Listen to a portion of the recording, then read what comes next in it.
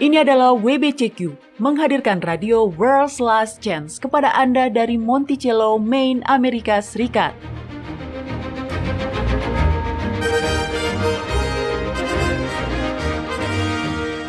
Kerinduan hati dari setiap orang Kristen selama 2000 tahun adalah melihat Sang Juru Selamat kembali dan mendirikan sebuah kerajaan kekal di atas bumi.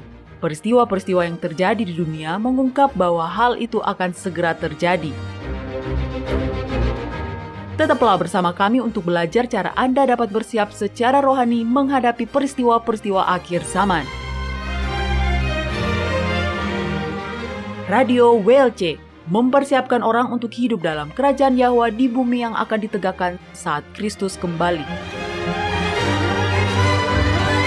Apakah Anda telah ditipu? Atau apakah Anda yakin bahwa Anda tahu apa yang benar, tapi pada kenyataannya Anda telah ditipu untuk menerima sebuah kebohongan? Halo, saya Mario Nugraha dan hari ini kami akan mengungkapkan beberapa kebenaran yang mungkin tidak nyaman di telinga, tapi Anda tetap perlu mendengarnya. Para sarjana Alkitab tentu saja mengetahui kebenaran, tetapi sebagian besar orang Kristen dengan bodohnya masih saja terus berpegang teguh pada kesalahan-kesalahan lama. Halo, saya Doni Alexander.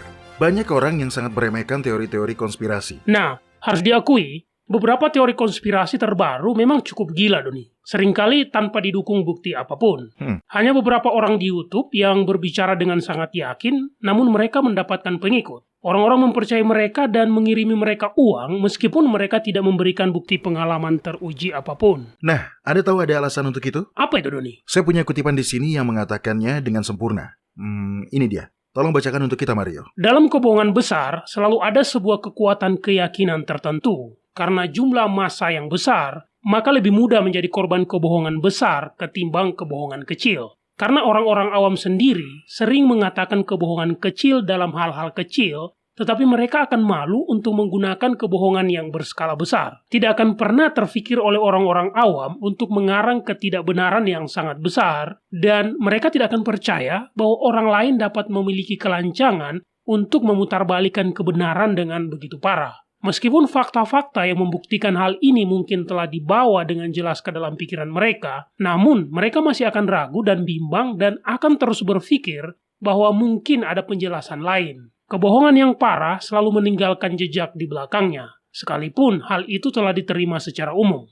Itu adalah sebuah fakta yang diketahui oleh semua ahli pembohong di dunia ini, dan semua orang yang bersekongkol bersama dalam seni berbohong. Wow, siapa yang mengatakan ini, Doni? Sebenarnya itu adalah kutipan dari sebuah buku berjudul Mein Kampf yang ditulis oleh Adolf Hitler. Dan jelas ada beberapa kebenaran nyata dalam pernyataan itu.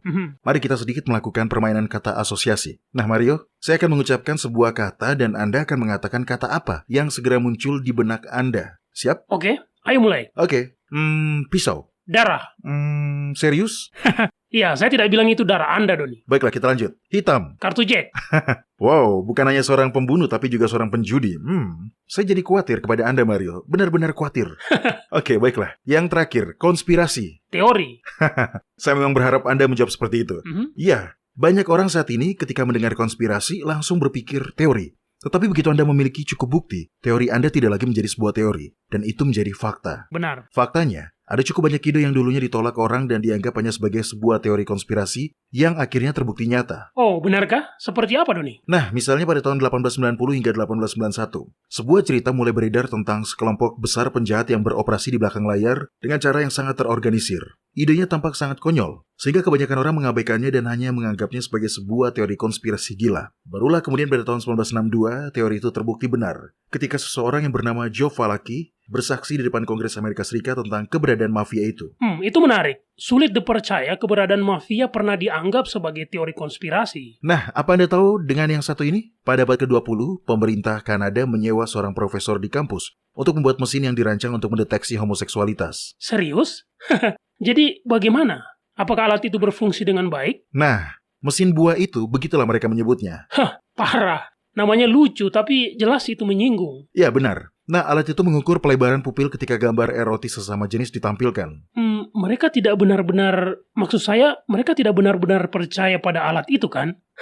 Itu parah. Ya, kedengarannya memang konyol. Tapi kebenaran yang menyedihkan adalah bahwa mereka benar-benar menggunakannya. Lebih dari 400 orang dipecat atau dikeluarkan dari militer, dari kepolisian, dan dari bidang pelayanan sipil lainnya. Wow, itu betul-betul wow. Sebagai catatan, saya sangat menentang diskriminasi semacam itu, Doni. Kita semua adalah orang-orang berdosa yang membutuhkan Sang Juru Selamat, dan mendiskriminasi orang lain dengan cara itu jelas bertolak belakang dengan pesan kasih dan penerimaan dari Yahwa. Ya, selain Allah tadi, itu masih ditambah lagi dengan semua ayat-ayat perjanjian baru yang digunakan untuk membenarkan diskriminasi terhadap kaum homoseksual.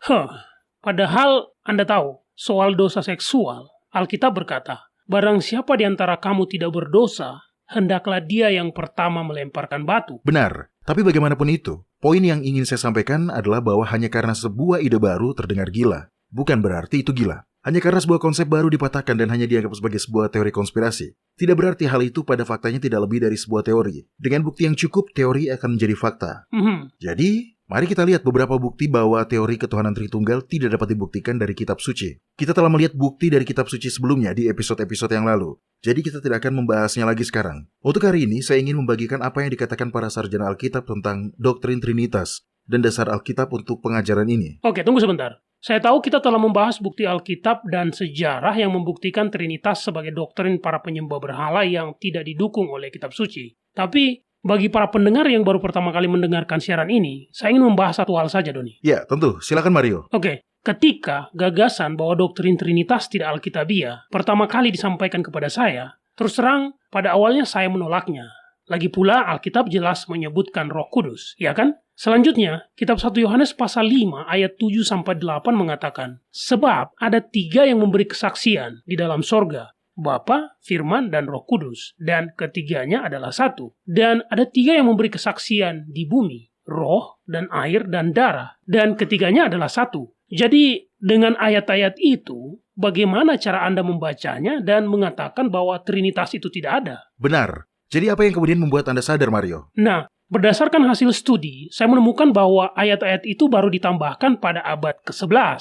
Ayat-ayat itu sama sekali tidak muncul dalam salinan paling kuno dari kitab 1 Yohanes. Jadi ayat itu bukan bagian dari Alkitab. Ayat-ayat itu ditambahkan 1000 tahun setelah Kristus. Begitulah, saya ingin menegaskan kepada para pendengar pertama kita bahwa ada banyak hal yang tersembunyi dari kita. Hanya karena sesuatu terdengar salah, bukan berarti itu sudah pasti salah. Dengarkanlah dengan pikiran terbuka dan kemudian pelajarilah sendiri. Terima kasih, Mario. Itu benar. Kesimpulannya pada hari ini, ada banyak angin pengajaran yang berhembus. Penting bagi kita untuk tidak langsung menolak sebuah ide, hanya karena itu masih baru atau terdengar salah. Kita harus menjadi seperti orang-orang Berea, yang mau mempelajari kebenaran untuk diri mereka sendiri. Oke, Mario? Mari kita mulai dengan beberapa ayat-ayat Alkitab. Oke. Tolong buka kitab 1 Korintus pasal 8. Seperti yang Anda tahu, kita telah membahas perihal ini dengan panjang lebar di episode-episode sebelumnya. Tapi mari kita lihat beberapa ayat pokok dari Alkitab yang mengungkapkan sifat alamiah Yahwa yang sebenarnya. Sudah dapat, Mario? Oke, silakan baca ayat 5 dan ayat 6 dari kitab 1 Korintus pasal 8. Baiklah, di sini dikatakan, sebab sungguh pun ada apa yang disebut Tuhan, baik di sorga maupun di bumi, dan memang benar ada banyak Tuhan dan banyak Allah yang demikian. Namun bagi kita hanya ada satu Tuhan saja, yaitu Bapa, yang daripadanya berasal segala sesuatu, dan untuk Dia kita hidup. Dan satu Tuhan saja, yaitu Yahusua Kristus, yang olehnya segala sesuatu telah dijadikan, dan yang karena Dia kita hidup. Inilah yang dikatakan Alkitab tentang sifat alamiah Sang Pencipta. Dia bukan 3 dalam 1. Dia adalah satu. Satu Tuhan.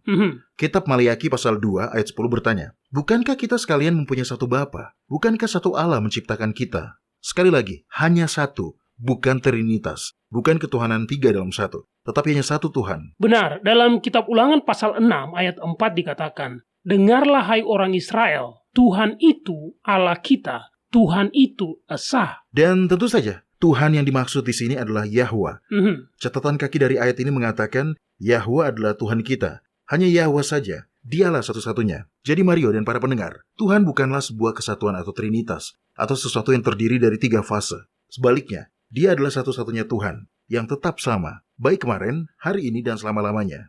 Setelah konsili Nisea pada abad ke-4, kekristenan arus utama telah menolak akar monoteistiknya. Sebaliknya, di bawah pengaruh Paus Sylvester, yang adalah seorang uskup Roma, dan di bawah pengaruh kaisar pembunuh, Konstantin, kekristenan secara keseluruhan telah menganut doktrin Trinitas yang berasal dari paham penyembah berhala. Dan dari saat itu mereka menyatakan kepercayaan mereka pada satu Tuhan yang terdiri dari Bapa, Putra, dan Roh Kudus. Ya, itulah yang disebut majas pertentangan. Dan kita tahu, sesuatu yang hanya satu tidak mungkin menjadi tetap tiga. Tidak mungkin. Itu konyol. Tapi setiap kali orang-orang mencoba untuk memahami konsep yang aneh ini di dalam otak mereka, maka mereka pun terbuai kembali dalam tidur lelap mereka ketika mereka diberitahu bahwa konsep ini adalah sebuah misteri yang terlalu tinggi untuk dipahami oleh pikiran manusia. Ya, Yahusua juga mengajarkan bahwa Bapa adalah satu-satunya Allah yang benar. Dalam kitab Yohanes pasal 17 ayat 3, dia berkata, "Inilah hidup yang kekal itu, yaitu bahwa mereka mengenal Engkau, satu-satunya Allah yang benar, dan mengenal Yahusua Kristus yang telah Engkau utus." Sebenarnya, jika Anda memiliki Alkitab multibahasa, ini akan menjadi semakin jelas lagi.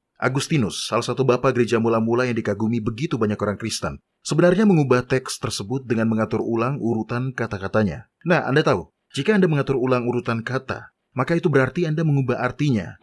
Kalimat aslinya berkata, Bapa adalah satu-satunya dan Dia adalah Allah yang benar. Wow, kita bisa melihat perbedaan besar di sana. Iya, betul. Di dunia modern ini, kita sudah sangat diberkati dengan tersedianya berbagai alat bantu belajar Alkitab. Ada Alkitab multibahasa, ada kamus Alkitab, ada konkordansi Alkitab. Ini semua dapat membantu kita menggali kebenaran yang telah tertimbun di bawah akumulasi kesalahan pengajaran dan tradisi yang telah dilakukan selama berabad-abad. Iya, dan banyak dari tradisi-tradisi itu yang baru masuk ke dalam gereja pada abad keempat dan sesudahnya, yang berasal dari paham agama berhala. Nah, Doni dan para pendengar, seperti yang telah kita katakan sebelumnya, usia tidak akan tiba-tiba secara ajaib mengubah kesalahan menjadi kebenaran. Jadi, kita harus belajar. Dan kita harus selalu ingat bahwa kebenaran itu konsisten. Yahwa tidak membutuhkan seorang pembela doktrin. Dia tidak membutuhkan salah seorang dari kita untuk memutarbalikkan kata-katanya. Kebenaran dapat dan akan berdiri sendiri. Kebenaran itu murni, suci, dan meyakinkan. Tetapi kita perlu mendedikasikan diri kita untuk mempelajarinya dan tidak hanya sekedar berasumsi bahwa kita sudah mengetahui segala sesuatu yang diperlukan untuk diselamatkan.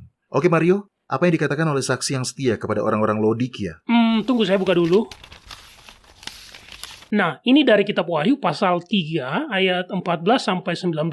Di sini dikatakan, "Inilah firman dari Amin, saksi yang setia dan benar, permulaan dari ciptaan Allah. Aku tahu segala pekerjaanmu, engkau tidak dingin dan tidak panas. Alangkah baiknya jika engkau dingin atau panas. Jadi karena engkau suam-suam kuku dan tidak dingin atau panas, aku akan memuntahkan engkau dari mulutku. Karena engkau berkata, aku kaya dan aku telah memperkayakan diriku dan aku tidak kekurangan apa-apa. Dan karena engkau tidak tahu bahwa engkau melarat dan malang, miskin, buta, dan telanjang, maka aku menasihatkan engkau, supaya engkau membeli daripadaku emas yang telah dimurnikan dalam api, agar engkau menjadi kaya dan juga pakaian putih, supaya engkau memakainya, agar jangan kelihatan ketelanjanganmu yang memalukan, dan lagi minyak untuk melumas matamu, supaya engkau dapat melihat. Barang siapa kukasihi, dia kutegor dan kuhajar, sebab itu relakanlah hatimu dan bertobatlah." Sebagai gereja akhir zaman, kita mendapatkan gabungan terang dari berbagai zaman yang saat ini sedang menyinari kita. Dan surga masih terus mencurahkan lebih banyak terang lagi. Tapi begitu kita berasumsi bahwa kita sudah tahu semuanya,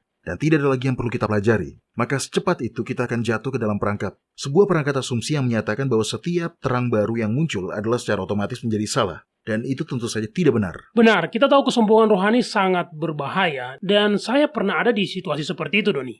Sangat mudah untuk bereaksi secara emosional terhadap ide-ide baru, dan menganggapnya salah hanya karena hal-hal tersebut berbeda dan masih baru. Tapi kita tidak boleh terus bersikap seperti itu. Juga penting bahwa sebelum kita mempelajari kitab suci, kita perlu terlebih dulu mengesampingkan semua gagasan kita yang telah terbentuk sebelumnya. Dan kemudian kita juga harus membaca Alkitab apa adanya, sesuai dengan yang tertulis di sana. Karena selama ini kita tidak bertindak seperti itu. Misalnya, seorang Trinitas akan membaca dengan menggunakan kacamata para penganut Trinitas, sehingga mereka melihat Trinitas di seluruh perjanjian baru. Padahal hal itu tidak ada. Ambil contoh lain seperti kata Theos, yang dalam bahasa Indonesia berarti Tuhan. Kata ini jelas mengacu pada Yahwa sekitar 1.300 kali dalam kitab-kitab perjanjian baru. Harus diakui itu jumlah yang banyak. 1.300 kali kata Tuhan mengacu pada Bapa Yahwa. Mario dan para pendengar, luangkan waktu untuk melihat ayat-ayat itu. Dan Anda akan menemukan bahwa tidak sekalipun kata Theos merujuk kepada gabungan antara Bapa dan Anak dan Roh Kudus sekaligus. Tidak sekalipun. Tidak pernah. Itu menarik. Anggapan kita yang sudah ada sebelumnya benar-benar telah membuat cara penafsiran kita menjadi serong, ya kan? Ya benar. Itu benar. Namun, di seluruh kitab suci, Yahwa, Tuhan yang Esa, Sang Pencipta kita, digambarkan secara konsisten sebagai entitas ilahi yang tunggal. Ketika berbicara tentang dirinya, dia menggunakan kata ganti tunggal, aku, milikku, diriku sendiri, dan lain-lain.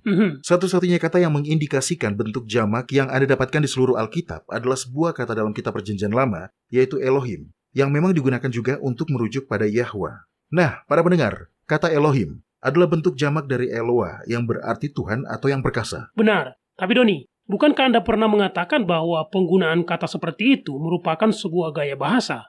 Jadi, dalam tradisi Ibrani, saat mereka mengangkat seorang raja, atau hakim, atau individu dengan jabatan yang tinggi, maka mereka akan merujuk pada orang-orang tersebut dengan sebuah kata jamak. Tepat, dan kita perlu menyadari dengan baik bahwa tidak pernah dalam Perjanjian Lama, kata Eloah menggambarkan Tritunggal dari Allah Bapa, Allah Anak, dan Allah Roh Kudus. Tidak pernah sama sekali.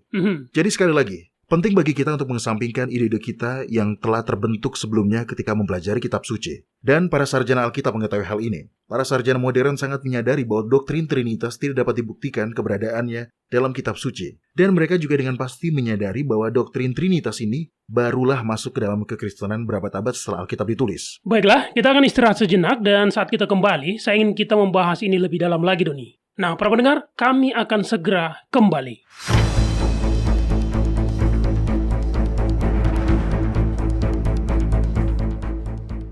Anda mendengarkan radio World's Last Chance di WBCQ yang mengudara pada gelombang 31 meter di frekuensi 9330 kHz.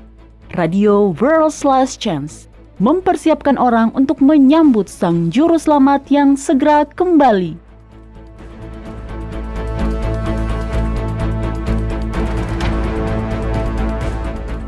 Sabat hari ke-7 adalah salah satu karunia terbaik Yahwa. Ini bukanlah sebuah tugas yang melelahkan. Hari Sabat adalah janji Bapa untuk meluangkan waktu bersama anak-anaknya. Karena itu, setan telah mencoba untuk merusak hari Sabat di bawah tekanan tradisi dan standar buatan pemeliharaan Sabat yang disebut paling tepat. Jika Anda merayakan kebangkitan Sang Juru Selamat pada hari Minggu, jangan biarkan setan mencuri berkat yang dimaksudkan Yahwa dengan mempercayai kebohongan bahwa hari Sabat itu hanya untuk orang-orang Yahudi. Jika Anda beribadah pada Sabat hari ke-7, jangan biarkan setan mencuri berkat hari Sabat Anda dengan mempersulit Anda merayakannya melalui persyaratan tradisi dan orang-orang Farisi. Kitab suci mengungkap rahasia bagaimana memperoleh berkat hari Sabat yang sejati. Jika Anda ingin tahu bagaimana Alkitab mendefinisikan pemeliharaan Sabat yang sejati, kunjungi worldslastchance.com dan klik ikon radio WLC. Cari episode yang berjudul Bersukacita di Hari Sabat. Cara Anda memelihara Sabat tidak akan pernah sama lagi. Jadi, Doni, Ya. Anda mengatakan bahwa para sarjana Alkitab terkemuka telah mengetahui kebenaran tentang Trinitas. Ya, benar sekali. Nah, apa Anda mengenal Kardinal John Henry Newman? Iya, bukankah dia pendeta Anglikan yang masuk Katolik dan kemudian menjadi kardinal? Iya, dia adalah seorang teolog Inggris pada abad ke-19. Iya, bukankah dia terlibat dalam sebuah gerakan yang disebut Gerakan Oxford untuk mengembalikan ritual dan liturgi Katolik ke dalam gereja Inggris? Jadi, itu adalah semacam gerakan untuk kembali pada apa yang mereka yakini dan praktekkan sebelum reformasi Inggris. Iya, dan sebenarnya, dia adalah salah satu pemimpin yang paling menonjol. Seorang pria yang sangat berpendidikan. Dan pada tahun 1895, dia menerbitkan sebuah buku berjudul Risalah Pilihan dari Athanasius, yang bertentangan dengan para Arian. Nah, Mario dan juga para pendengar, ingatlah bahwa sebagian besar dari pertentangan itu terkait dengan sifat alamiah Kristus. Kaum Arian bukanlah penganut Trinitas, sehingga mereka berdebat dengan cara menyampaikan apa yang Alkitab katakan tentang Yahwa, yaitu sebagai satu pribadi, bukan tiga dalam satu. Pada halaman 515 dari risalah pilihannya ini, Newman mengakui bahwa penjelasan yang paling mendekati untuk menjelaskan atau merumuskan Trinitas ke dalam kata-kata adalah dengan mengatakan bahwa satu hal adalah dua hal. Saya bingung, Doni. Coba katakan lagi. Ini memang membingungkan, ya kan? Dia mengatakan bahwa cara terbaik atau cara yang paling mendekati untuk mengartikulasikan gagasan tentang ketuhanan Tritunggal adalah dengan mengatakan bahwa satu hal adalah dua hal. Itu bahkan tidak masuk akal. Ya, tentu. Namun, itulah yang sebenarnya dikatakan oleh orang-orang Kristen ketika mereka mengaku sebagai monoteis dan di waktu yang sama tetap mengaku menyembah ketuhanan tiga dalam satu. Oke, mari kita lihat apa yang dikatakan oleh beberapa pendeta lain. Saya telah mencetak sejumlah kutipan ini, tolong bacakan Mario. Yang pertama dari siapa? John Hay. Ya, John Hay adalah seorang pendeta Inggris. Pada tahun 1780, ia menjadi profesor teologi Norris pertama di Universitas Cambridge. Oke, apa yang dia katakan? Baik, ini adalah tulisan dari bukunya yang berjudul Kuliah Ketuhanan. Di sini dikatakan, mungkin cenderung untuk mempromosikan sikap moderat dan pada akhirnya kesepakatan, jika kita dengan rajin di dalam semua kesempatan untuk menggambarkan doktrin kita sendiri tentang Trinitas sebagai sesuatu yang sepenuhnya tidak dapat dipahami. Wow, dia benar-benar mengatakan itu. Dia adalah seorang profesor di bidang ketuhanan, dan dia mengakui bahwa doktrin Trinitas benar-benar tidak dapat dipahami. Luar biasa. Pertanyaan sebenarnya adalah mengapa keyakinan seperti ini bisa bertahan ketika ada begitu banyak bukti yang menentangnya. Saya ingat hampir sepanjang hidup saya memandang saksi-saksi Yehova sebagai sekte sesat, justru karena mereka tidak percaya pada ketuhanan Tritunggal. Sekarang saya tidak mengatakan bahwa para saksi Yehova telah memiliki semua kebenaran, tetapi mereka benar dalam hal itu, dan sebagian besar dunia Kristen menolak mereka dan menganggap mereka sebagai aliran sesat, justru karena mereka tidak meyakini Trinitas. Oke, apa selanjutnya, Mario? Yang berikutnya adalah tulisan dari Dr. Martin Werner. Oh, dengarkan ini, subjudulnya sangat jitu. Judul bukunya adalah Pembentukan Doktrin Kristen dan subjudulnya adalah sebuah studi sejarah pada masalah doktrin Kristen. Ya, subjudulnya sendiri sudah memberi pencerahan, ya kan? Oke, apa yang dikatakan di situ, Mario? Halaman 241 mengatakan, gereja menemukan dirinya berada di dalam sebuah dilema segera setelah mencoba menyelaraskan doktrin ketuhanan Yesus dan ketuhanan Bapa dengan monoteisme. Karena menurut kesaksian Perjanjian Baru, dalam ajaran Yesus yang terkait dengan monoteisme Perjanjian Lama dan Yudaisme, tidak didapati unsur perubahan sama sekali. Kitab Markus pasal 12 ayat 29 mencatat konfirmasi yang diberikan oleh Yesus sendiri, tanpa keraguan sedikit pun, tentang pengakuan monoteistik tertinggi dari keyakinan agama Israel dalam bentuknya yang lengkap. Cara-cara yang digunakan gereja untuk menunjukkan kesesuaian dogmanya dengan ketuhanan Bapa dan Anak dengan monoteisme tetap sangat tidak pasti dan bertentangan. Itu kritikan yang cukup tajam. Werner menyatakan secara jelas bahwa mencoba untuk mengklaim Bapa dan Sang Anak sebagai sosok ilahi adalah bertentangan dengan definisi monoteisme. Iya, bahkan Werner mengatakan bahwa Yahusua sendiri dalam kitab Markus pasal 12 ayat 29 telah menegaskan monoteisme murni. Apa yang dikatakan di kitab Markus pasal 12 ayat 29, Doni? Saya tidak menghafalnya. Tolong buka dan bacakan untuk kita, Mario. Baiklah, tunggu sebentar. Nah, ini dia. Oh, menarik. Dengarkan ini. Dimulai dari ayat 28. Di sini dikatakan, setelah mendengar Yahusua dan orang-orang Saduki bersoal jawab dan tahu bahwa Yahusua memberi jawab yang tepat kepada orang-orang itu, maka datanglah seorang ahli Taurat kepadanya dan bertanya, hukum manakah yang paling utama? Jawab Yahusua, hukum yang terutama ialah, dengarlah hai orang Israel, Tuhan, Allah kita, Tuhan itu esa. Inilah monoteisme murni. Tuhan, Yahwa, Allah kita adalah satu. Jadi di sini Yahusua mengutip kitab Ulangan pasal 6. Nah, sekarang, jika Sang Juru Selamat itu ilahi, maka kesempatan ini akan menjadi tempat yang sempurna untuk mengajarkan konsep itu. Tetapi dia tidak melakukannya. Sebaliknya, dia mengutip dari tulisan Musa untuk menegaskan bahwa hanya ada satu Tuhan dan itu adalah Yahwa. Iya, sejujurnya hanya itu yang bisa dia kutip. Maksud saya, tidak ada ayat lain. Tidak ada ayat di dalam Perjanjian Lama yang mengajarkan ketuhanan Tritunggal dan begitu pun dengan Perjanjian Baru. Ya, benar. Konsep Trinitas sama sekali tidak ada dalam kitab suci. Apakah Anda masih membuka kitab 1 Korintus pasal 8 ayat 5 dan 6, Mario? Tidak. Tapi tunggu, saya akan membukanya dengan cepat. Oke, terima kasih. Ini adalah perikop yang penting. Karena di sini Paulus mendefinisikan dan menjelaskan bahwa Tuhan yang satu itu adalah Bapa, Yahwa. Jadi Tuhan itu bukan Yahwa dan Yahusua. Juga bukan Yahwa, Yahusua, dan Roh Kudus. Hanya Yahwa saja. Silakan dibacakan, Mario. Sebab sungguh pun ada apa yang disebut Tuhan, baik di sorga maupun di bumi. Dan memang benar ada banyak Tuhan dan banyak Allah yang demikian. Namun bagi kita hanya ada satu Tuhan saja, yaitu Bapa, yang daripadanya berasal segala sesuatu, dan yang untuk Dia kita hidup. Dan satu Tuhan saja, yaitu Yahusua Kristus, yang olehnya segala sesuatu telah dijadikan, dan yang karena Dia kita hidup. Nah, di sini para penganut Trinitas melompati bagian yang pertama dan fokus pada bagian yang mengatakan, dan satu Tuhan saja, yaitu Yahusua. Tapi Tuhan dan Tuhan bukanlah kata yang sama. Kita tidak bisa mengabaikan bagian pertama yang menyatakan dengan jelas bahwa ada satu Tuhan saja, yaitu Bapa. Jadi pada dasarnya, kesalahan logika di sini berasal dari fakta bahwa para penganut Trinitas mencoba menggunakan gelar Tuhan ketika merujuk pada Yahusua dan mengklaim bahwa Dia ilahi. Iya, betul sekali. Yahusua adalah Tuhan, tapi Dia tidak ilahi. Ketika para malaikat mengumumkan kelahiran Kristus kepada para gembala, mereka berkata, pada hari ini di kota Daud telah lahir bagimu Juru Selamat, yang disebut apa, Mario? Kristus, Tuhan. Ya, benar. Jadi Yahuswa adalah satu-satunya Kristus Tuhan, tetapi dia bukanlah satu-satunya Tuhan Allah. Hanya Yahwa yang ilahi. Hanya Bapa saja yang menjadi satu-satunya Tuhan Allah. Oke, apa kutipan selanjutnya yang ada di situ, Mario? Ini dari volume pertama dari buku The Dictionary of Christ and the Gospel. Pada halaman 807 dikatakan, bagi orang-orang perjanjian baru, Tuhan adalah Tuhan perjanjian lama, Tuhan yang hidup, satu pribadi, yang penuh kasih, yang memberi energi, yang mengusahakan penggenapan tujuan abadi dari kasih karunia, pemenuhan dari sifat kasihnya sendiri. Monoteisme perjanjian lama tidak pernah bersifat tidak jelas, karena Tuhan perjanjian lama bukanlah sebuah pengandungan, atau sebuah substansi, atau sebuah esensi belaka, tetapi selalu merupakan satu pribadi. Ini adalah sebuah penekanan yang penting. Siapakah Tuhan dari perjanjian lama? Yahwa. Ya, betul sekali. Tidak ada Allah Bapa, Allah Anak, dan Allah Roh Kudus yang diajarkan dalam perjanjian lama. Hanya ada Yahwa, Tuhan semesta alam. Dan apa yang kitab Maleakhi pasal 3 ayat 6 katakan tentang Tuhan dalam perjanjian lama? Karena aku Yahwa, aku tidak berubah.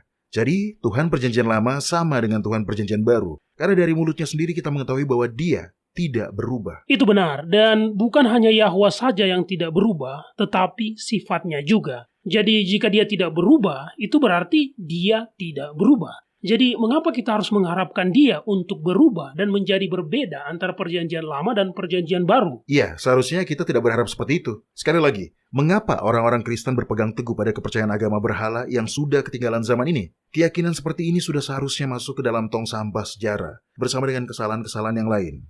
Oke Mario dan para pendengar, Murray Harris adalah seorang profesor teologi eksegesis perjanjian baru. Dia mengajar di Trinity Evangelical Divinity School di Deerfield, Illinois di Amerika Serikat. Nah, sekarang, yang menarik dari Harris adalah bahwa dia, sejauh yang saya ketahui, adalah seorang penganut Trinitas. Ya, dia bahkan mengajar di Trinity Evangelical Divinity School. Namun dia juga menyadari bahwa doktrin Trinitas ini bermasalah. Silakan baca kutipannya Mario. Kutipannya ini bisa ditemukan dalam catatan kaki pada bukunya yang berjudul Jesus as God pada halaman 47. Silakan bacakan Mario. Semuanya?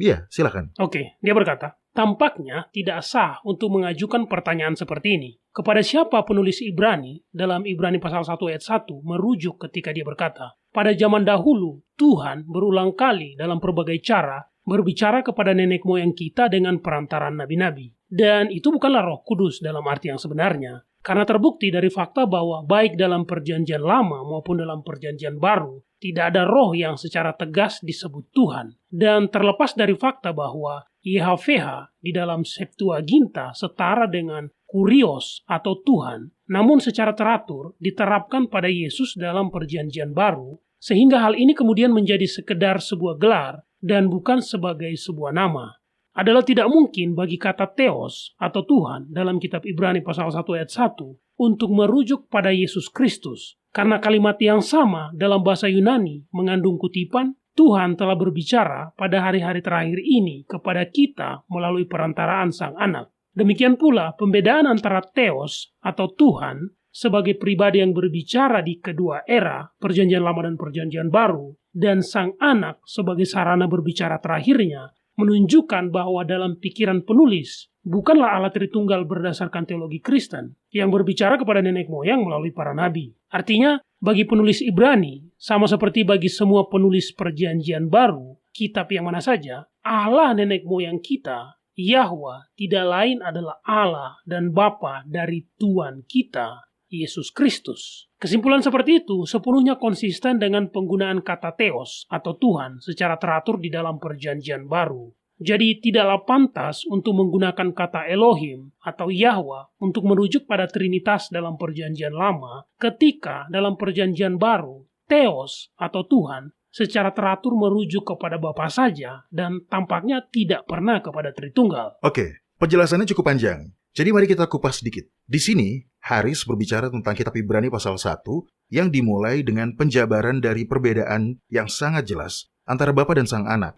Saya akan membacanya kembali dan selagi saya membacanya, saya ingin Anda mendengarkan bagaimana penulis kitab Ibrani dengan jelas membedakan antara Bapa dan Sang Anak, Yahwa dan Yahuswa. Baiklah. Di sini dikatakan, setelah pada zaman dahulu Allah atau Theos berulang kali dan dalam berbagai cara berbicara kepada nenek moyang kita dengan perantaraan nabi-nabi, maka pada zaman akhir ini, dia telah berbicara kepada kita dengan perantaraan anaknya. Perhatikan, di sini tidak ada sedikit pun sesuatu yang mengatakan bahwa sang anak setara dan atau terbentuk dari substansi yang sama dengan sang bapa. Benar. Ini akan menjadi tempat yang tepat untuk menjelaskan ketuhanan Tritunggal. Tapi penulis kitab Ibrani tidak melakukannya. Benar, dia tidak melakukannya dan bahkan dia menekankan bahwa ada perbedaan di antara keduanya, Doni. Dan apa yang dia katakan adalah bahwa Tuhan dalam kitab suci tidak pernah mengacu pada ketuhanan Tritunggal. Sebaliknya, itu selalu mengacu pada Yahwa sendiri. Nah, kemudian, berabad-abad setelah Kristus, ketika gereja sudah menganut filosofi dan dogma dari para penyembah berhala, mereka memaksakan penerimaan doktrin Trinitas dengan ancaman pengusiran, penyiksaan, atau kematian bagi semua orang yang berpegang teguh pada monoteisme sejati. Leonard Hodgson adalah seorang profesor di bidang ketuhanan di Universitas Oxford antara tahun 1944 dan 1958. Kutipan berikutnya yang ada di situ berasal dari bukunya yang berjudul Christian Faith and Practice. Tolong bacakan untuk kita, Mario. Baik, dia mengatakan, pengakuan iman Athanasius adalah sebuah dokumen yang sangat mencerahkan karena menunjukkan bahwa ketika sebuah usaha dilakukan untuk menyatakan iman Kristen dalam kerangka filsafat metafisika pada waktu itu, yang dapat dilakukan hanyalah meletakkan serangkaian kontradiksi dan sambil menyampaikan bahwa Anda akan terkutuk jika Anda tidak mempercayainya. Kesan pertama yang muncul di benak Anda setelah mendengar doktrin Kristen tentang Trinitas adalah bahwa hal itu sangat luar biasa. Ini adalah sebuah pengakuan yang agak lucu. Sambil menggerutu, dia mengakui bahwa doktrin itu sendiri sangat tidak konsisten dengan kitab suci, sehingga satu-satunya cara untuk menegakkannya adalah melalui ancaman kutukan jika orang-orang tidak menerima dan mempercayai bidat baru ini. Begitulah. Nah, Anda tahu, Shema adalah pernyataan yang bagi orang-orang Yahudi disebut sebagai pernyataan sifat Yahwa dalam kitab Ulangan pasal 6.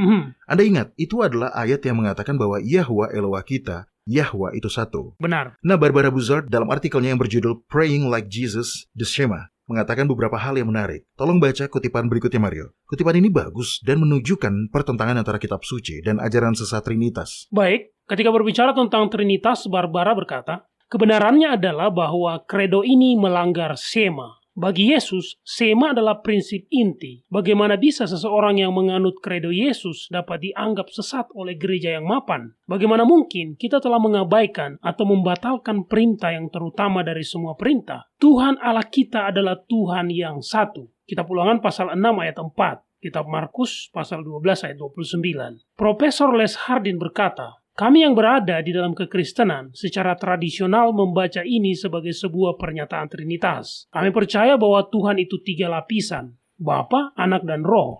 Dan ayat ini membuat kita tidak percaya bahwa ada 3 Tuhan. Namun dalam konteksnya, itu tidak masuk akal. Dan inilah kontroversi teologis yang ditumpahkan melalui tinta-tinta mesin cetak. Namun, tinta yang terbuang ini tampak terlihat pucat jika dibandingkan dengan darah banyak orang yang nyawanya telah diambil karena mereka berdiri pada kebenaran bahwa Allah itu hanya satu, yaitu Bapa. Hardin benar dalam mempertanyakan pengertian apa yang dapat ditemukan dalam mengatakan bahwa Tuhan itu 3 lapis. Jiwa-jiwa pemberani selama berabad-abad memiliki keberanian untuk mempertanyakan logika ini. Beberapa orang yang bertahan hidup telah menuliskan hal-hal ini. Apakah kita mengatakan bahwa ahli logika utama yang darinya semua kecerdasan berasal sebenarnya mengesahkan teori yang tidak dapat dipahami tentang siapa dia? Benarkah? Tidak satupun dari kebingungan ini. Dan tentu saja tidak ada penganiayaan dan kemartiran yang akan terjadi jika orang-orang percaya hanya berpegang teguh pada kebenaran dari kitab 1 Korintus pasal 8 ayat 6 yang mengatakan, bagi kita hanya ada satu Allah, yaitu Bapa. Atau jika gereja mau terus mengingat perkataan Yahusua dalam kitab Markus pasal 12 ayat 29, di mana dia berkata, Tuhan Allah kita adalah satu Tuhan. Satu Tuhan berarti satu Tuhan, satu pribadi, satu entitas, bukan 3. Bukan 3 dalam satu, hanya satu. Ini adalah kebenaran yang indah, yang perlu kita ingat. Yahwa hanya satu. Ini adalah kebenaran Alkitabiah, yang setan telah berhasil sembunyikan selama hampir 2000 tahun. Tetapi inilah saatnya kebenaran ini dipulihkan.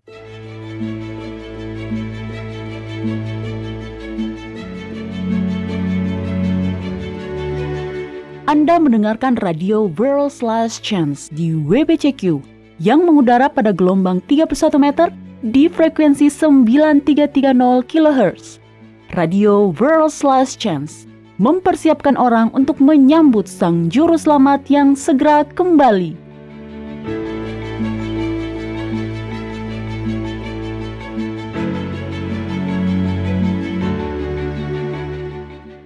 Apakah Anda senang melihat-lihat album-album foto, mengingat saat-saat bahagia yang dihabiskan bersama keluarga dan para sahabat? Apakah Anda menikmati peringatan ulang tahun, pernikahan, dan acara menyenangkan lainnya? Kebanyakan orang senang melakukannya. Mengingat peristiwa yang menyenangkan dan menggembirakan dapat mengembalikan emosi yang sama yang dirasakan pada saat kenangan itu dibuat. Yahwa memahami kebutuhan manusia untuk berkumpul dengan para sahabat dan keluarga, mengingat kebersamaan masa lalu, dan menciptakan kenangan-kenangan baru. Dia telah menyediakan sejumlah hari peringatan bagi umatnya untuk berkumpul dan menikmati kenangan sukacita akan kebaikan-kebaikannya saat Dia menyatakan pemeliharaannya. Namun, banyak orang Kristen yang berasumsi bahwa hari-hari raya tahunan ini hanya diperuntukkan khusus untuk orang-orang Yahudi. Padahal tidak. Ini adalah hari-hari raya Yahwa, bukan hari-hari raya Yahudi. Kitab Imamat pasal 23 ayat 2 menyatakan, "Berbicaralah kepada orang Israel dan katakan kepada mereka, hari-hari raya Yahwa yang harus kamu maklumkan sebagai waktu pertemuan kudus. Yang berikut adalah hari-hari rayaku." Kemudian, hari raya pertama yang disebutkan adalah hari Sabat mingguan, lalu diikuti oleh berbagai hari-hari raya tahunan. Hari-hari raya Yahwa adalah peringatan dari peristiwa penting dalam sejarah penyelamatan. Merayakan hari-hari raya ini tidaklah berarti kita menjadi Yahudi. Sebaliknya, merayakan hari-hari raya ini berarti kita menghormati Yahwa yang telah memberikan keselamatan dengan cuma-cuma dan jelas bagi semua orang yang mau menerimanya. Jika Anda ingin mempelajari lebih lanjut tentang hari-hari raya Yahwa, kunjungi situs web kami di world/chance.com. Kami memiliki artikel-artikel, video-video, dan beberapa program radio yang membahas perihal penghormatan kepada Yahwa melalui perayaan hari-hari sucinya.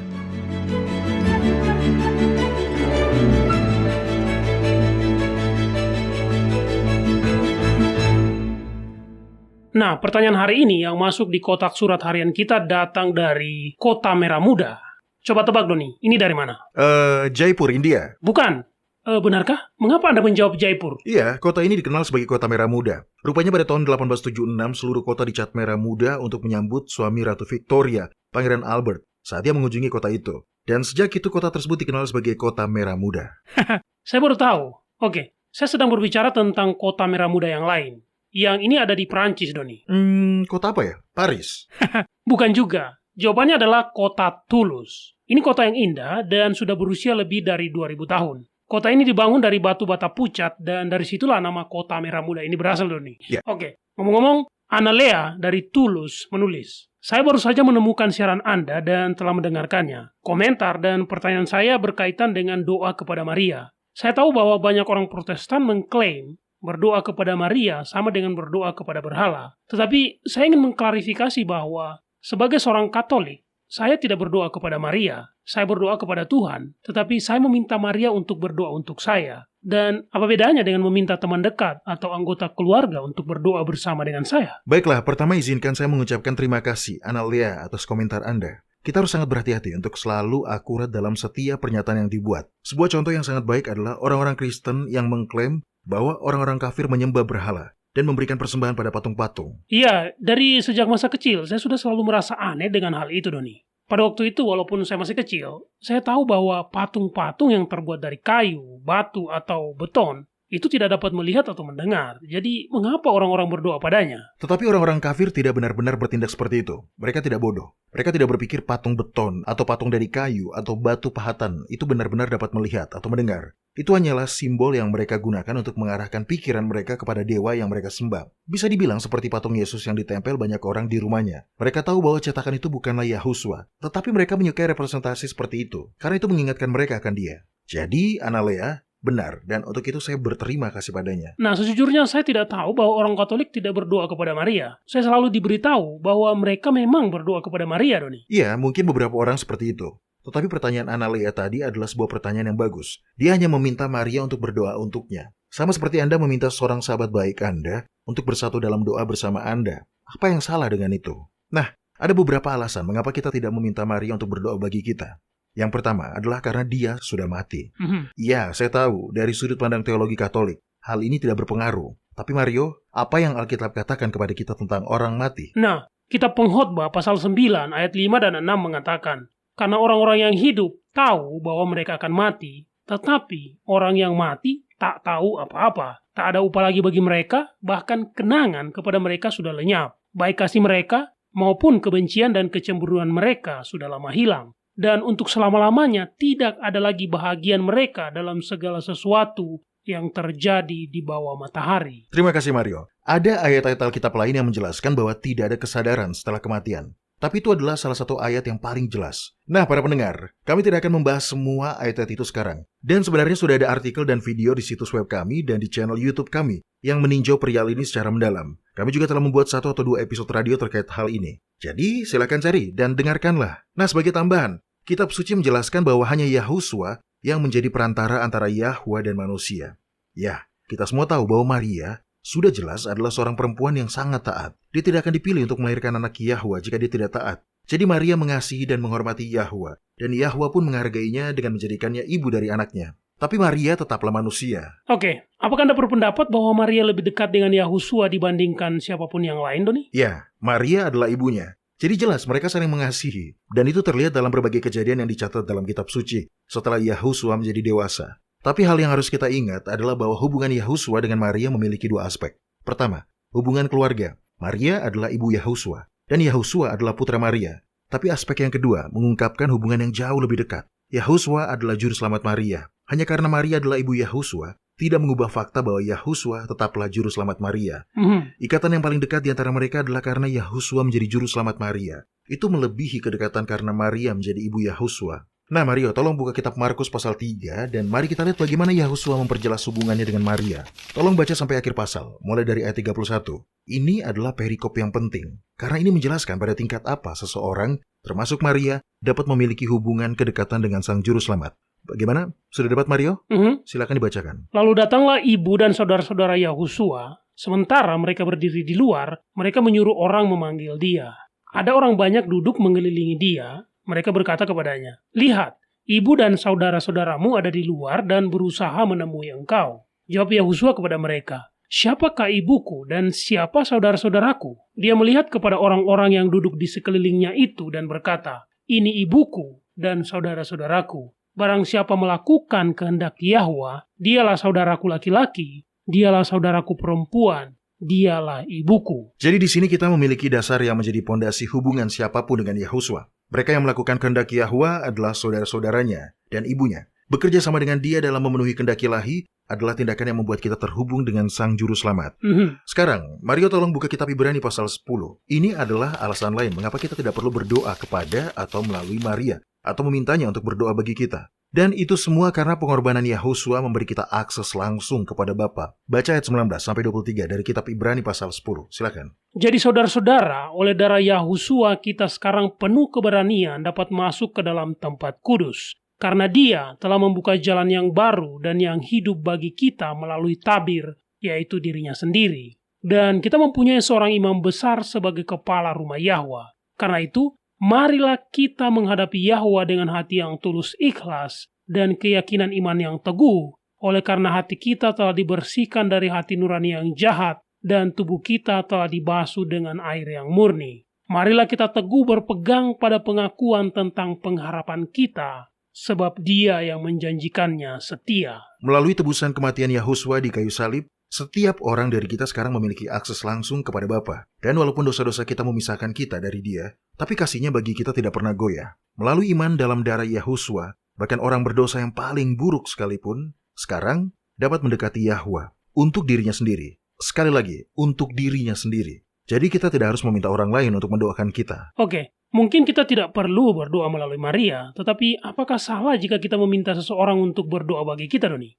Maksud saya, Anda harus mengakui, beberapa orang tampaknya mendapatkan lebih banyak jawaban atas doa-doa mereka dibanding dengan orang lain. Orang-orang yang paling banyak mendapatkan jawaban atas doa-doa mereka adalah mereka yang telah belajar berdoa dengan sangat spesifik, bukan dengan doa yang bersifat umum. Ada ilmu berdoa. Dan bagi para pendengar yang ingin mempelajari hal tersebut lebih lanjut, Anda bisa membaca artikel kami terkait hal ini. Lihat juga video-video kami, atau dengarkanlah beberapa program radio kami yang sudah tayang, yang berkaitan dengan ilmu berdoa. Dan ketahuilah, Yahwa sangat mengasihi kita. Dia tahu bahwa kita hanyalah manusia. Kita lemah, cacat. Kita hanyalah debu. Kita ini debu, ya benar. Tapi Bapa sudah memperhitungkannya. Mario tolong buka kitab Roma pasal 8 dan bacakan ayat 26 dan 27. Saya suka seluruh pasal ini. Tetapi 2 ayat ini secara khusus sangat menguatkan hati. Baiklah, di sini dikatakan, demikian juga Roh membantu kita dalam kelemahan kita, Sebab kita tidak tahu bagaimana sebenarnya harus berdoa, tetapi Roh sendiri berdoa untuk kita kepada Yahwa dengan keluhan-keluhan yang tidak terucapkan.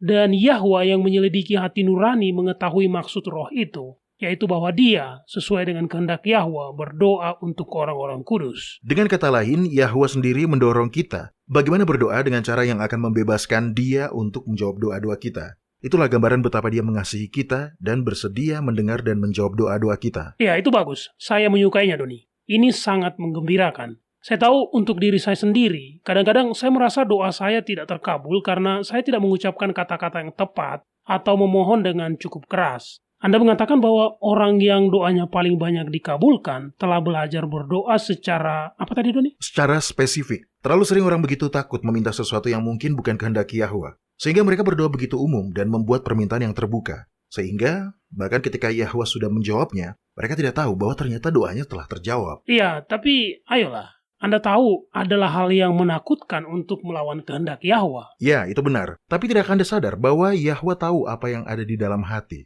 Dia tidak akan menghargai iman anak-anaknya dengan memberi mereka sesuatu yang akan membahayakan mereka. Coba buka kitab Matius pasal 7. Tolong bacakan ayat 8-11. Jika ayat-ayat itu tidak memberi Anda kepercayaan diri untuk berdoa secara spesifik, ya saya tidak bisa berkata apa-apa lagi, Mario. Oke.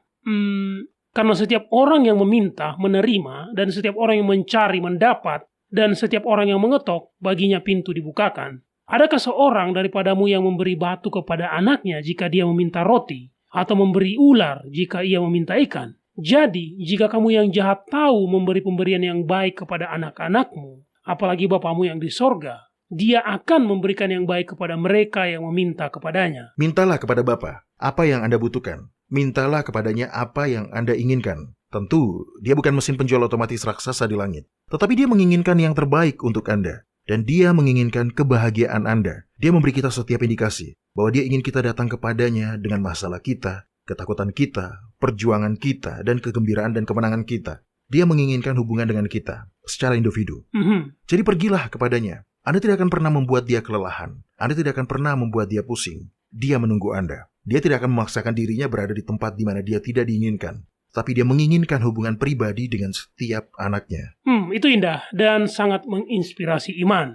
Baik para pendengar, teruslah kirim pertanyaan dan komentar-komentar Anda kepada kami. Kami senang mendengar dari para pendengar kami. Baik yang mendengar melalui siaran radio gelombang pendek ataupun melalui situs web kami atau melalui channel YouTube kami. Kunjungi saja worldslastchance.com dan klik hubungi kami.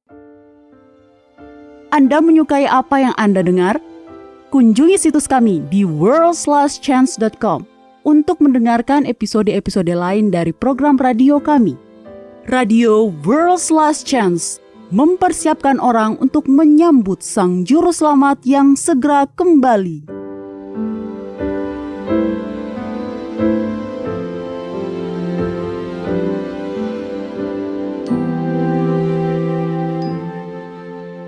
Halo, ini adalah janji harian Anda dari firman Yahwa. Aiden Wilson Tozer adalah seorang pendeta, penulis, dan editor majalah berkebangsaan Amerika. Dia pernah menulis, kebaikan Yahwa jauh lebih indah daripada yang bisa kita pahami.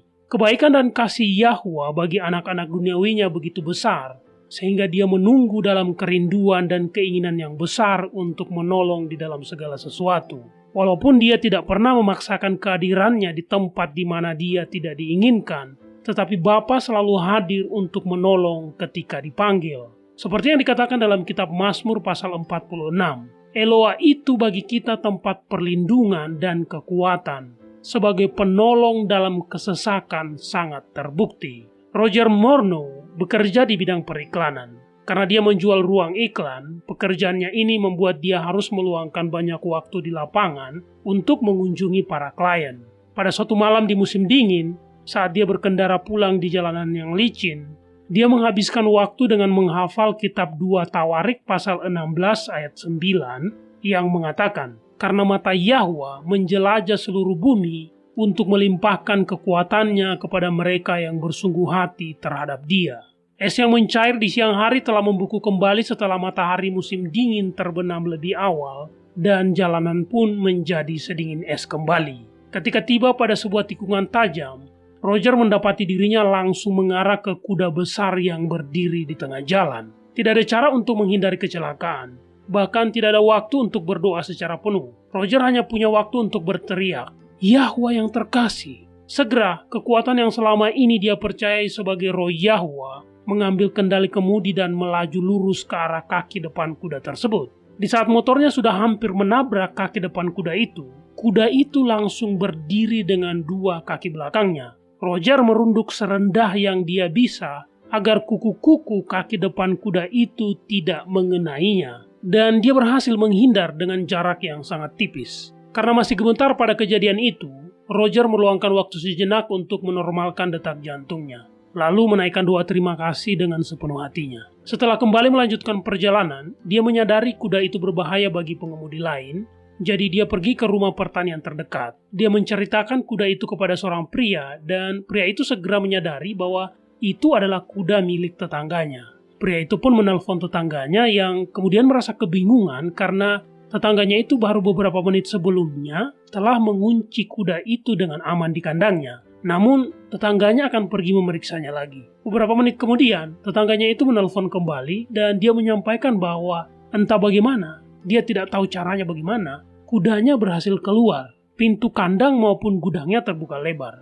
Dia tidak tahu bagaimana itu bisa terjadi. Semuanya sangat aneh katanya. Roger tahu bahwa bagaimanapun cara kuda itu melarikan diri, hanya ada satu penjelasan untuk pertolongan yang telah dia alami. Yahwa telah mendengar seruan hatinya dan Yahwa telah menjawabnya. Kitab Roma pasal 8 ayat 26 mengatakan, demikian juga roh membantu kita dalam kelemahan kita, sebab kita tidak tahu bagaimana sebenarnya harus berdoa, tetapi roh sendiri berdoa untuk kita kepada Yahwa dengan keluhan-keluhan yang tidak terucapkan. Para pendengar, jika Anda berada dalam bahaya dan membutuhkan pertolongan, jika Anda berada dalam kesulitan tertentu sehingga Anda bahkan tidak tahu apa yang harus didoakan, ketahuilah bahwa bahasa sederhana dari hati yang diangkat di hadapan Yahwa akan didengar dan dijawab. Kepada kita telah diberikan janji-janji yang besar dan berharga.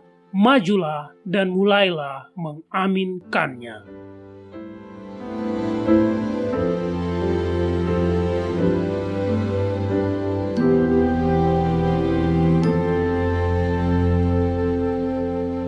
Oke, saya terus terheran-heran dengan kesalahan konyol yang selama ini kita telah yakini. Maksud saya, beberapa dari keyakinan tersebut bahkan akan dipertanyakan oleh anak-anak. Tetapi ketika orang dewasa tidak memiliki jawaban, pertanyaan yang sangat mendalam ini pun kemudian diabaikan. Pembelajaran secara pribadi ditekan, dan kita diberitahu bahwa itu adalah sebuah misteri yang harus kita terima dengan iman. Sayangnya, meskipun kebenaran ada dan tersedia, sebagian besar dari kita sudah terlalu muda untuk merasa berpuas diri dan bangga dengan apa yang kita pikir telah kita ketahui. Satu Tuhan selalu mengacu pada satu pribadi, bukan tiga, bukan dua, hanya satu. Mengatakan bahwa Yahwa adalah tiga pribadi dalam satu adalah bertentangan dengan kitab suci. Nah, apa yang sebenarnya saya lihat di sini adalah, apakah kita mau menerima Yahwa sebagaimana adanya, seperti apa yang tertulis, seperti yang rohnya telah ilhamkan kepada para penulis Alkitab? Atau apakah kita akan memaksakan sudut pandang kita sendiri yang telah dipengaruhi oleh paham para penyembah berhala dan menggunakannya untuk mengartikan kata-kata kitab suci? Sudah sangat jelas dalam kitab suci bahwa hanya ada satu Tuhan yang benar, Yahwa. Seperti yang Paulus katakan dalam kitab 1 Korintus pasal 8 ayat 6, bagi kami, orang-orang Kristen, hanya ada satu Tuhan, yaitu Bapa. Itu adalah kesempatan yang logis untuk menjelaskan ketuhanan Tritunggal. Tetapi Paulus tidak melakukannya. Lihat, kebenaran kitab suci tersusun berlapis-lapis. Ya, dan itu untuk mengajari kita kebenaran yang perlu kita ketahui untuk diselamatkan. Tapi lebih dari itu, kebenaran-kebenaran itu mempersiapkan kita untuk menghadapi hari-hari mendatang. Adalah penting untuk mengetahui sifat alamiah Yahwa dan sifat alamiah Sang Juru Selamat yang adalah manusia. Pemahaman ini mengungkapkan dengan cara yang sama sekali baru kasih Bapa, serta nuansa rencana keselamatan yang kita lewatkan jika kita menganggap bahwa Yahushua itu ilahi. Iya, alasan lain mengapa saya percaya bahwa adalah penting untuk belajar secara pribadi bagi diri kita sendiri dan mengetahui kebenarannya adalah karena tipu daya setan di hari-hari mendatang akan dibangun di atas kebohongan yang telah dipercayai oleh orang banyak. Setan telah membangun seluruh bangunan kesalahan raksasa ini di atas kebohongan yang telah dia sebarkan selama 6.000 tahun terakhir. Jadi, jika kita ingin aman, kita perlu merendahkan diri, mengakui bahwa kita belum mengetahui semuanya, dan mulai belajar. Merendahkan diri kita sendiri. Kita tidak terlalu suka melakukan hal itu, ya kan? Kita menyukai jaminan yang kita rasakan ketika kita berpikir kita sudah tahu segalanya. Kita menyukai rasa superioritas yang halus itu. Tapi yang paling penting kita menyukai perasaan aman itu ketika kita mengatakan pada diri sendiri bahwa kita sudah tahu semua kebenaran yang diperlukan untuk keselamatan. Tapi kita benar-benar belum tahu semuanya. Dan itulah sebabnya surga mencurahkan terang. Saya tahu subjek ini adalah sebuah topik yang sensitif di kalangan Kristen. Kita telah dibesarkan dari masa kanak-kanak untuk percaya pada Trinitas. Kita berdoa kepada Yesus. Sebagai seorang anak, doa yang pertama kali kita ucapkan ditujukan kepadanya. Kita bernyanyi tentang kasih dan pengorbanannya. Himne pendek yang selama ini dikumandangkan dalam ibadah-ibadah Kristen diakhiri dengan kalimat, "Terpujilah Bapa, Putra, dan Roh Kudus." Namun dalam semua ini, kebenaran tentang Yahwa, kasih-Nya yang tak terbatas bagi orang-orang berdosa, pengorbanan yang telah Dia lakukan, menjadi hilang dalam semua pemujaan yang dicurahkan pada Sang Anak. Dan kesalahpahaman tentang peran Yahuswa, serta sifat alamiahnya, telah membuat kita siap untuk ditipu dengan tipuan akhir zaman setan. Iya. Tapi apakah menurut Anda, orang-orang Kristen melakukan penyembahan berhala dalam pemujaan mereka kepada Sang Juru Selamat, Doni? Sudah pasti, karena itu tidak hanya menunjukkan rasa hormat dan kasih dan rasa terima kasih. Itu juga memberinya penyembahan yang hanya menjadi hak Yahwa saja. Anda tahu, kata berhala didefinisikan sebagai sesuatu yang lebih dari sekedar penyembahan berhala. Sesuai definisinya, ini juga termasuk pengabdian yang buta atau berlebihan terhadap sesuatu. Nah, ketika Anda sudah mengalihkan fokus dan pengabdian Anda dari satu Tuhan yang benar, Yahwa, apa yang Anda lakukan? Melakukan penyembahan berhala. Benar, terlepas dari kepada siapa Anda mengalihkan fokus, Anda tetaplah melakukan penyembahan berhala. Sebagai penutup, Mario, tolong bacakan permintaan Paulus kepada Timotius. Walaupun ini ditulis kepada Timotius, kata-kata ini juga berlaku bagi kita semua. Dan saat Anda membacanya, saya ingin Anda memperhatikan penjelasan tentang Yahwa yang diberikan di sini. Dan ini hanya berlaku untuk Yahwa saja, tidak pernah untuk Yahuswa. Ayat ini menggarisbawahi sifat alamiah Yahwa sebagai satu-satunya Tuhan yang benar. Ayat berapa, Doni? Kitab 1 Timotius pasal 6 ayat 12-16. Silakan langsung dibacakan, Mario. Baik, di sini dikatakan, bertandinglah dalam pertandingan iman yang benar dan rebutlah hidup yang kekal. Untuk itulah engkau telah dipanggil dan telah engkau ikrarkan ikrar yang benar di hadapan banyak saksi. Di hadapan Allah yang memberi hidup kepada segala sesuatu, dan di hadapan Kristus Yahusua yang telah mengikrarkan ikrar yang benar itu juga di muka Pontius Pilatus, kuserukan kepadamu, turutilah perintah ini dengan tidak bercacat dan tidak bercela, hingga pada saat Tuhan kita Yahusua Kristus menyatakan dirinya, yaitu pada saat yang akan ditentukan oleh penguasa yang satu-satunya dan yang penuh bahagia, Raja di atas segala raja dan Tuan di atas segala tuan. Dialah satu-satunya yang tidak takluk kepada maut, bersemayam dalam terang yang tak terhampiri. Seorang pun tak pernah melihat Dia, dan memang manusia tidak dapat melihat Dia. Baginya lah hormat dan kuasa yang kekal. Amin. Inilah tugas kita, untuk bertanding dalam pertandingan iman yang benar dan merebut hidup yang kekal. Dan kita melakukan tugas ini ketika kita menerima dengan iman firman Yahwa kepada kita, apa adanya, seperti yang tertulis. Amin, amin. Para pendengar, bergabunglah bersama kami kembali besok. Sampai jumpa dan ingatlah, Yahwa mengasihi Anda dan Dia aman untuk dipercaya.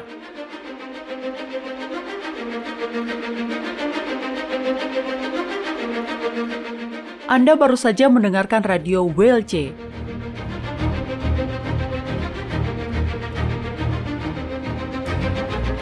World's Last Chance berkomitmen untuk memberitakan Injil Kerajaan Yahwa kepada dunia. Nubuatan dan peristiwa-peristiwa terbaru mengindikasikan bahwa Sang Juru Selamat sudah akan kembali dalam waktu yang tidak lama lagi. Orang-orang kudus kemudian akan diberikan hidup yang kekal dan Kerajaan Yahwa akan ditegakkan di sini, di bumi ini.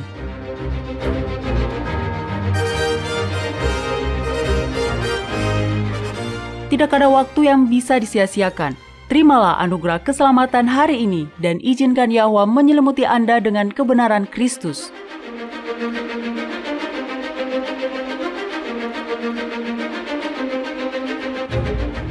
Program ini serta episode radio WLC yang lain tersedia di worldslastchance.com. Klik ikon radio WLC di bagian kanan atas beranda.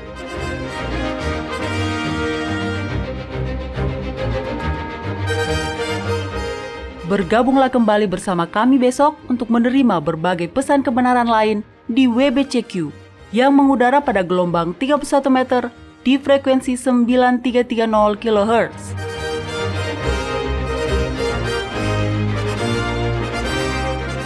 Radio WLC mempersiapkan orang untuk hidup dalam kerajaan Yahwa di bumi yang akan ditegakkan saat Kristus kembali tidak lama lagi.